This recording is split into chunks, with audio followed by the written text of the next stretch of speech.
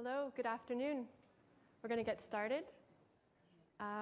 As you probably know from your agendas, we're here for 30 minutes today, which is a pretty ambitious amount of time to try to cover off the question, as we enter a new era of globalization, how will the world's great powers adjust to a changing landscape? But we're going to try. And in fact, to increase the ante, I've asked each of our panelists to summarize today's geopolitical landscape and the shifts in one word or phrase. So I'm making it even more difficult for them. But while they think a little bit about that question, I'll briefly introduce them. So to my far left, Professor Jiang Yuequn, Director, the Department of the World Economy and Development Studies, China Institute of International Studies, which for those of you who may not know is a very well-respected think tank, which is also very closely affiliated with the Ministry of Foreign Affairs of China. On his right, Senator Peter Harder, Senator from Ontario, Canada, who first came to China in 1980 and has been here 30 times since, but certainly has seen a lot of change in this country and will also speak to changes in his own country in Canada. And lastly, but not least, Minister Pradeep Kumar Guvali, Minister of Foreign Affairs of Nepal, who will also certainly bring us a new perspective as we think about geopolitical shifts. We should really be very focused on the fact this is not a question of one country or two countries, but many, many different countries navigating a shifting geopolitical landscape. So if I may also ask everyone in the room to use your headsets, if you don't have one yet, because Professor Jiang will speak in Chinese. I think this is a great opportunity to also take advantage of the location of our meeting today here in Dalian, China. We are in a bilingual or multilingual environment, and it's a good reminder also that language is an important part of the trust building that will be needed to navigate a shifting geopolitical landscape. So English on channel 1. Professor Jiang, please, have you thought of a single word or phrase that you think would describe today's shifting geopolitical landscape? Well, there is a shifting relations, and there is a big change of the big powers. I would say that's the landscape of geopolitics in the world, and it's a typical picture. Rebecca, you've given us a big challenge to sum it up in one word. If I could have one word, I would say good. And if you gave me two words, I'd say not good. I'm happy to explain. Minister. Very difficult to confine in few words. I may say very complex, unpredictable, and more challenging for the countries like us who critically require the rule-based and predictable global system. Excellent. So I'm going to give the audience an even more difficult challenge. You can't use any words. So can you raise your hand if you're more on the side of good? One hand, 2, 3, 4. And more on the side of complex or not good if you were allowed 2 words. Okay, so clearly concerns in the room. And you wouldn't be far off from the views of those who answered the World Economic Forum's most recent Global Risk Report, in which 91% expected economic confrontation between major powers in 2019, and 88% expected an erosion of multilateral trading rules and agreements to come this year. So perhaps not surprising given that the tone was already set in the last 2 years, but certainly the challenge for our panelists today, I believe, is to add something new to something that has been debated extensively over the past 2 years. This shift is not something new that we haven't noticed. The media has certainly also paid very close attention to it and brought a lot of light to the discussion, but to some degree also a lot of darkness. So if I were to ask the three of you to particularly speak to our audience here in Dalian, an audience which is perhaps not looking for a new grand theory of geopolitics, but rather a question of what do we do despite geopolitics? What can we do as entrepreneurs, as scientists, or as entrepreneurs but in the field of the public sector or the social sector? How do we continue to move forward and to make progress despite these shifts? So if I might also first ask the question, it seems we all agree that the world is shifting. and we're moving away from a global consensus building and a more multilateral, institution-driven world towards one that is a more competitive and bilateral-driven environment. So we at the forum call this the shift from a rules-based order to a deals-based order. So if I could ask again, perhaps Professor Jiang to speak from China's view, in the view of, from China, what is the potential impact in China of such a shift? From a rules-based order to a deals-based order.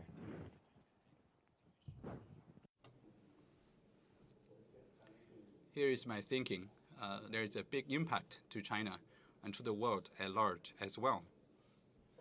However, in this great shifting, I would say, I summarize it with one word. It's cooperation. The key word is cooperation.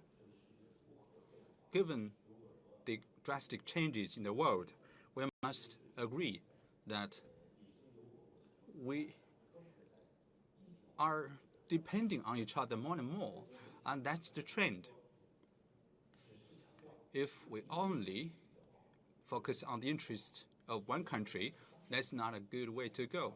We must go through consultation, find a way of cooperation that would be beneficial for all countries, because we would like to achieve win-win situations in the end.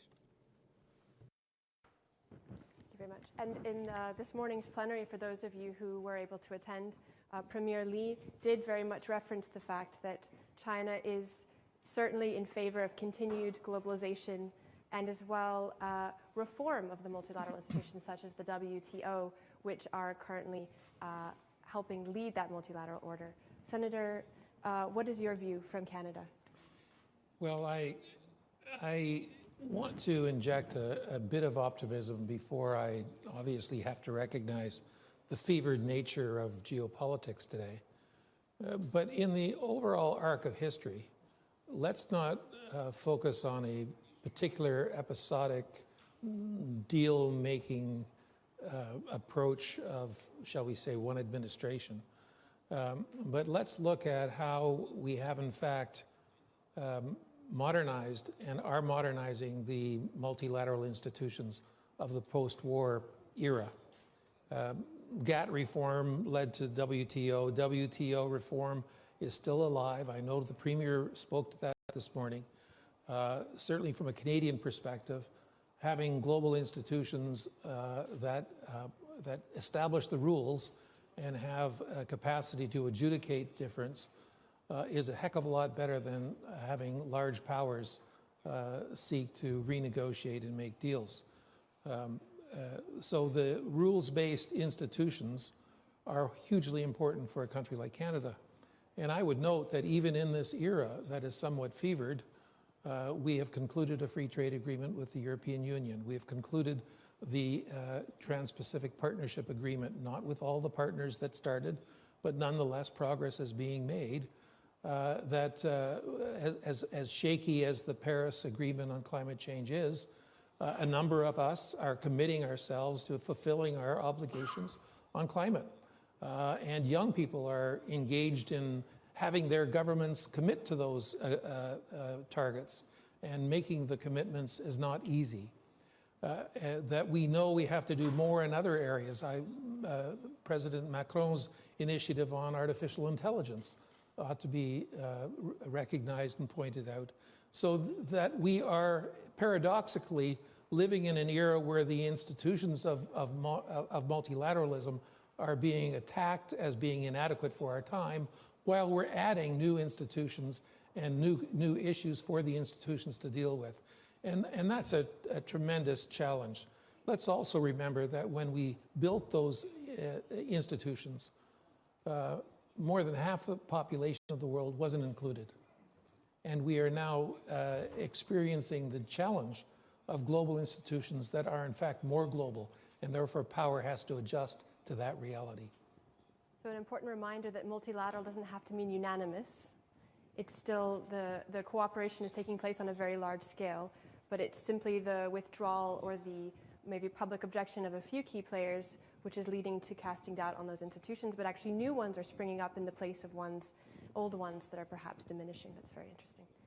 Minister, what's your view? Those challenges are being more complex. Still, I am optimistic because the multilateralism was the outcome of the endeavors by our pioneers over the decades. As we are facing the multifaceted and very complex problems which transcends the borders, you can talk about the climate change, you can talk about the terrorism, transnational crimes, trafficking. No single country, whatever, how much it is strong, cannot tackle those problems. That's why the multilateralism and those institutions are critically important.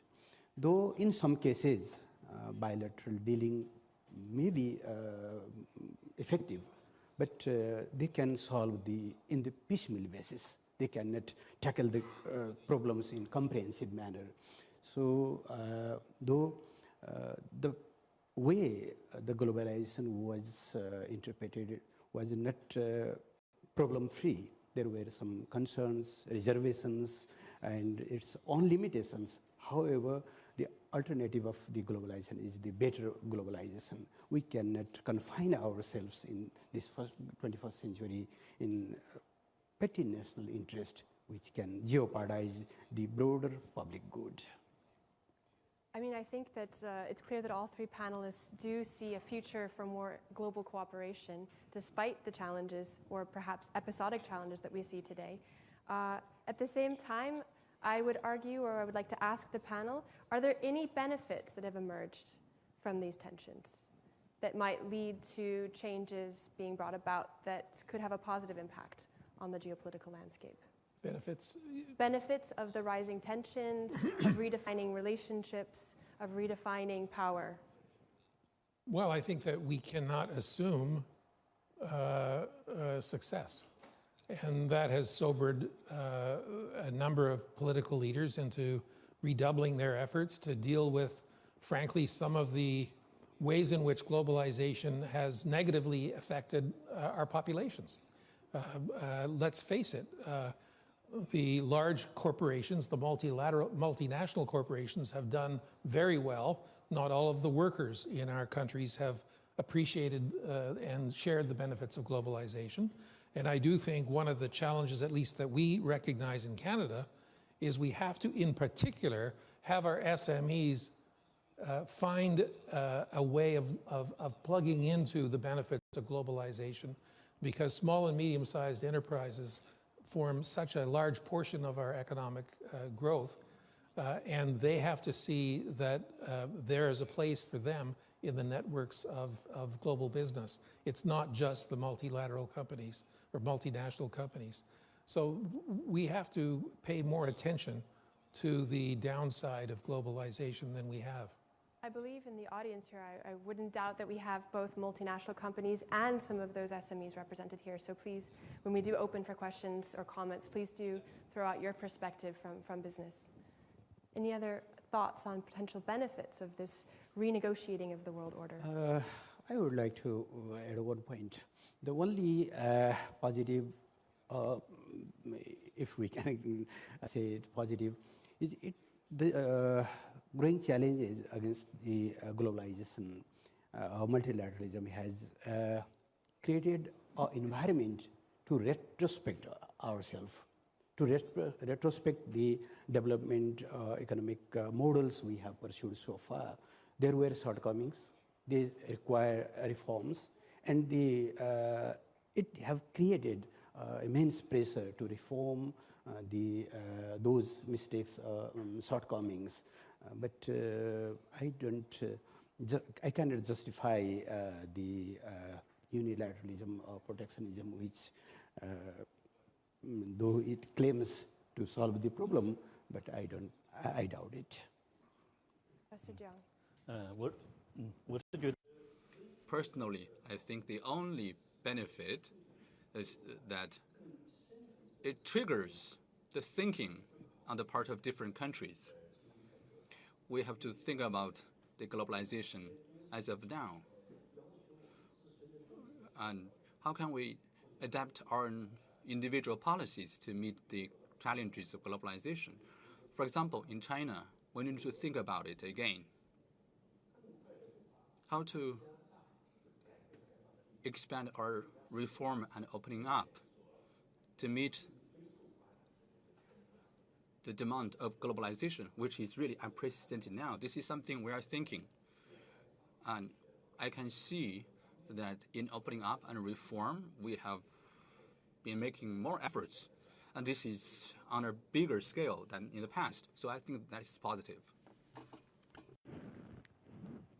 Thank you very much. Maybe I can open up to the audience very shortly. I think you can see that our panel is not focused only on the downsides of these shifts. There are many opportunities that emerge from the challenges that we're facing today. And in particular, I hope that in the conversation that follows, we'll be able to identify some areas of strategic cooperation that's still taking place outside of perhaps the main issues that we're episodically focusing on, whether it's trade or technology, security concerns. There are many, many areas where cooperation is taking place, and it's taking place in a very multi-stakeholder way, so business is heavily involved. Many government actors are involved at many different levels of government. It's not just at the national level, even at the state or city level. A lot of cooperation is taking place globally. So I do hope that in some of your questions or comments, you have examples to share. So with that, I'd love to open up for questions. The microphone here. Yes. Thank you. I'm a journalist from 21st Century Business Herald.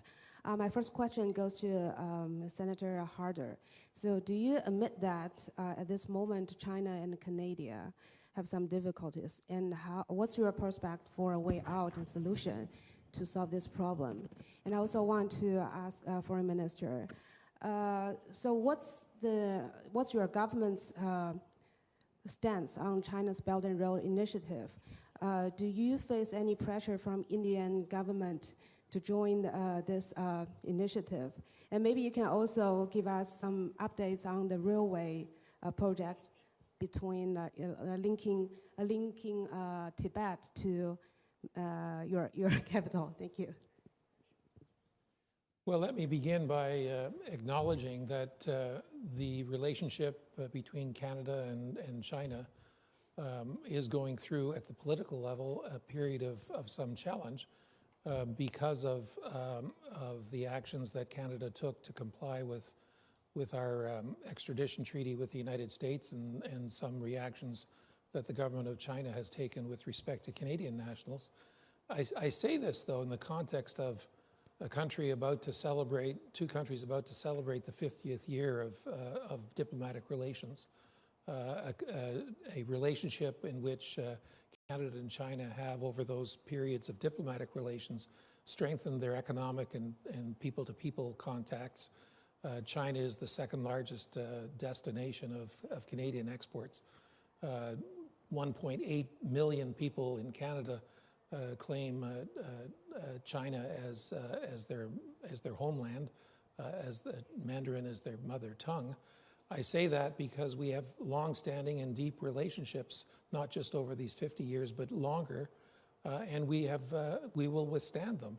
I think the important thing is to recognize that we need to all, on both sides, work to resolve the immediate challenges while not making more difficult the ongoing person-to-person, sector-to-sector business, and political and strategic relationships that we enjoy.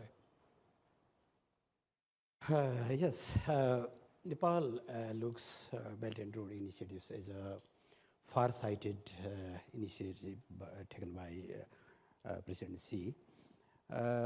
What fascinates us is its vision of shared future of the humanity and its perspective of the inclusive development. That is very, very important. That's why Nepal joined the BRI in 2017. We, being a landlocked country, we extremely need the broader connectivity consisting railways, roadways, information ways, and many more. It can reduce our transportation cost, it can reduce production cost, and it can enhance the competitiveness in the global market. So that's why Nepal looks as a positive. we have no any that type of feeling of pressure from any side, because Nepal, as an independent country, takes independent decision, and we have the standpoint that it is a broader development perspective. So every corner should take it positively and take benefit from it.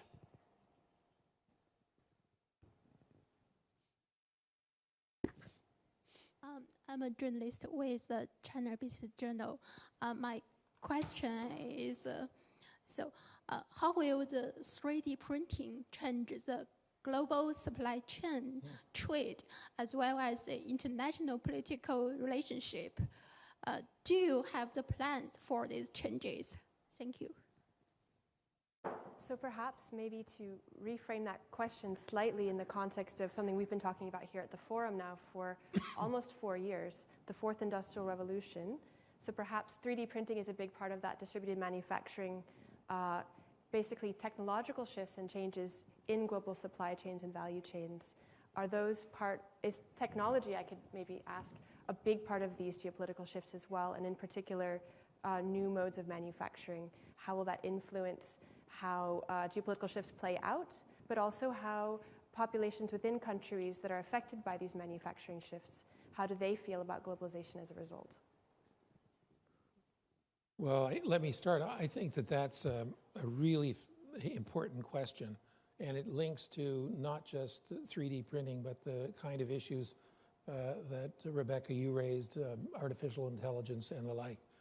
And quite frankly, there are only certain things government can do in this regard. It's legal regimes, it's intellectual property, it's enhancing and investing in innovation. But the innovation takes place in the supply chains that are in the private sector. And how those supply chains are adjusted through breakthrough technologies is one that the marketplace has adjusted to in the past and will continue to adjust to. For a country like Canada, we are part of that common economic space of North America. As challenging as the renegotiation of the NAFTA has been, that is the first area of economic space. But we are also the only G7 country to have a free trade agreement with every other G7 country. And that gives us the platform for economic interactions and supply chain management that is unique for Canada. The challenge now is to ensure that the investments that are made in innovation and in the application of artificial intelligence have a hub, a link in Canada. And that's where the government of Canada in particular has invested significantly in raw research, talent development, human capital, because the subjects that we're dealing with are all about exploiting human innovation. Professor Jiang. 因为我觉得这 I would say this is a very good question because we're faced with a new revolution of technologies, and such changes would have profound impact on the entire human community. Science and technology is one of the most important productive factor. When the world economy is in the era of changing from old driver to new drivers, so such a industrial revolution would impact global industrial chain, value chain, or even global economic prosperity. This would be a great opportunity for all countries to upgrade your industrial structure, especially for the developing countries, because technology treats all countries in an equal way. In a certain perspective, all countries goes back to the same starting line. With these opportunities, developing countries, emerging economies would enjoy even better potential. But there's something people need to take care. Technology is a driving force for human society or civilization. It is a common tool. It is a common driving force. We should not adopt a Cold War mindset or a competitive mindset. Countries should work with each other for a win-win result. That is the best target we can have, because we want to benefit all countries, every individual. I would say that should be our ultimate goal. I imagine that without a doubt, everyone in the room hopes and believes that technology can play a very positive role. I wonder, Professor Zhang, if I could ask you a follow-up question about that technological shift. Do you believe that technology, from a Chinese people's perspective, would ever pose a similar kind of concern or concern about future livelihoods, concern about transformations that are too rapid for people to keep up with? Would this ever influence the Chinese people's perception of geopolitical shifts and China's position in the world? I would say rapid development of technology brought most obvious change in China in the economic arena. If you talk about geopolitics landscape, taking the Chinese perspective, I wouldn't say technology would play a major role. For example, in the past year, there's a rapid development of the shared economy with the internet or AI or other emerging industries. This brings people more convenience. It facilitates our life, improved our life quality. So the most obvious change brought by technology is on the economic arena, but limited arena from the geopolitical side. Or up to now, we do not feel it strongly, as long as there is no Cold War mindset. Technology would benefit not only Chinese people, but people from every country in the world.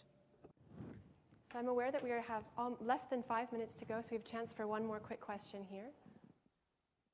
Thank you very much. My name is James Cockayne. I'm from the United Nations University Center for Policy Research. That's a UN think tank in New York. I wanted to pick up on the previous question and Zhang Laoshu's reference twice now to Cold War mindset.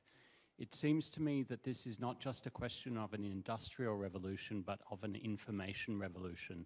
The new technologies we've been talking about upstairs allow companies and countries to reach across each other's borders and put information into the political space, take information out of the political space in ways that go well beyond supply chain reorganization. So I wanted to ask, if that's correct, my characterization, what impact does that have on the geopolitical system? Our geopolitical system assumes the territorial integrity of each country. Are the technologies we've been talking about upstairs, 5G and technologies like that, are they going to rewrite the rules of the geopolitical system internationally, or need we not fear? So I'm going to take advantage of that question to be my last question to the panel as well, because we will wrap up in about 3 minutes. So if I can ask each of you to maybe give your 1-minute answer. Minister, let's start with you. Technology should be developed as a common asset of the humankind, which can contribute to make life easier. And that should not be a question of unnecessary contention. We should create a conducive environment where new technologies can blossom, and we should develop to affordable manner so that every society can take the benefit of that technology. So trends are not so welcoming nowadays, but what we looked at, if we connect the life of the people to the technology, and if we take the people in the center, then such type of unnecessary controversies can be reduced. So if I were to summarize that in one sentence, I would say that your area of strategic cooperation that we could look forward to is in the area of how to better share ways to connect technology to people's lives. Yes. Senator. The dystopian future that you articulate is one that I think nation states will resist, and rightly so in my view, in the sense that we have every intention of ensuring that in our country, for example, we're about to have an election, that the election isn't fraudulently or technology isn't abused in a fashion which undermines the expression of the ballot box. I think similarly, countries will want to have the assurances of privacy protection, of appropriate use of technology. Yes, I agree with you about the technology and the platform needs to be more broadly shared, but this is not a beast that we will all worship. This is a platform that has to have the integrity and the transparency that has, at least thus far, not won the confidence of the public. And I think that's job one for the technology companies. Perfect. So another area of strategic cooperation, but particularly to those who perhaps aren't in government, but who can bring in their expertise to how to formulate a data privacy or a technology use policy and principles that can be acceptable to all. Professor Jiang. Well, I would say technology should benefit human society and facilitate people's life. That is the most important thing. Here in China, as you know, we're looking for a shared future of mankind. I would say it is a win-win mindset. That is the concept of Chinese leaders and among all walks of life of Chinese. Why I frequently mention the Cold War mindset? Because I have been dedicated to study of international relations. I do feel that in many countries' impression between China and Western countries, there is a gap. The gap cannot be easily overcome, and that gap is somewhat a showcase of the Cold War mindset, and that impact our cooperation in terms of technology and many other areas. Thank you. Thank you.